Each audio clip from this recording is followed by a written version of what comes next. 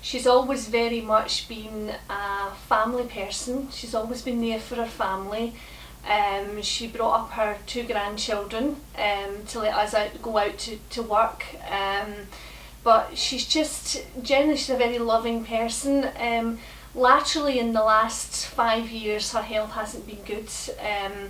She suffered from osteoarthritis and osteoporosis, which gave her a lot of pain, and moving about was extremely difficult for her. However, 2 years ago she had a very serious episode where, completely out of the blue, she was admitted to Monklands as an emergency. She was in heart failure, renal failure, and she had a sepsis infection that they struggled to treat.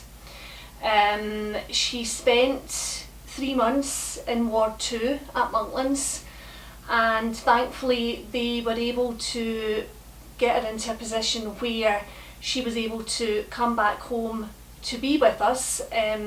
Whilst her prognosis was not particularly good at that time, we made it very clear as a family, and someone who has always had family around her, that regardless of what was going to happen, we wanted her home.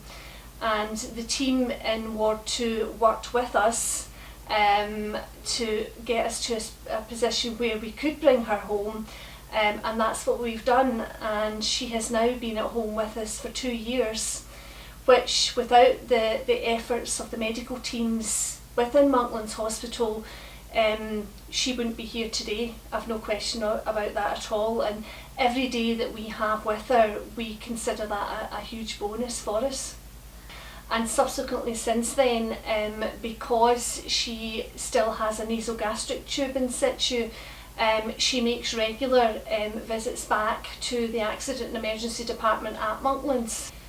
Well, I'm a healthcare professional myself. I've worked in healthcare for the last 31 years, and I have to say that initially when we brought Mum home, that was one of my major concerns about her having to go to an accident and emergency department to have a tube replaced every couple of months.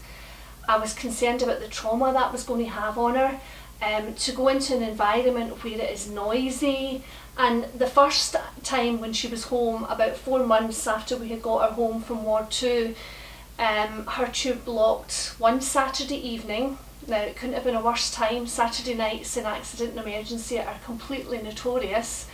And I went with Mum in the ambulance, and the first thing that I noticed when I stepped into the building was the noise.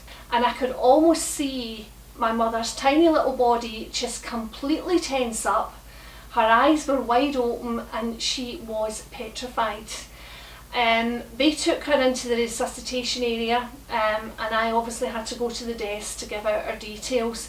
And I sat for about 15 minutes and I was so anxious about everything. I couldn't believe all these people that were about. I kept thinking about how terrified she would be herself, you know, and I wasn't with her. And then a little dark-haired nurse came out. She introduced herself as Carol Ann. Carol Ann was one of the senior charge nurses in accident and emergency, and she said, "Do you want to come in? I know you're anxious and you want to be with Mum." She said, "We've found somewhere quiet for her to be at the moment, and she's with the nurses just now and everything's okay." And she took me to the resuscitation bay, and apart from one other man, there was an area at the bottom of the resuscitation room, and it was all curtained off, and in it was Mum with 3 nurses, and she looked very peaceful. They had transferred her off a trolley because she said that she looked sore, and they'd got a bed down from a ward, and she was lying in the bed quite comfortable.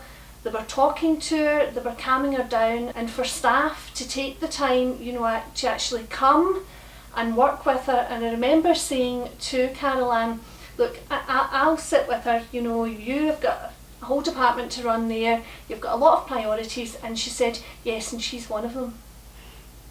And I thought, that says it all, you know, that's the one that's in charge. And that is the attitude that every single one of her staff have as well. Everybody's important, and the people who can't speak for themselves are even more important in their view. And I think the thing as well, they not only went out of their way in that particular evening to look after Mum. I mean, they got her ready for her bed, they put her into the hospital bed, they got a feeding pump down from the ENT unit and started her night feed so that she wasn't disrupted at all. And most of all, they looked after me. You know, I had a lovely easy chair to sit in. They were never away asking if they could get me tea, coffee, something to eat. And we were in again last week at the department. This time we were in cubicles, and again she was the centre of attention. They're calm, they speak to her in a calm voice. It's the only place that she goes, apart from her own room, that she can actually sleep, because she senses that she's safe. You can't buy that. You couldn't buy that service anywhere. And it's just, there's only certain places have that. And it's obviously certain individuals that, you know how to create that, so to speak.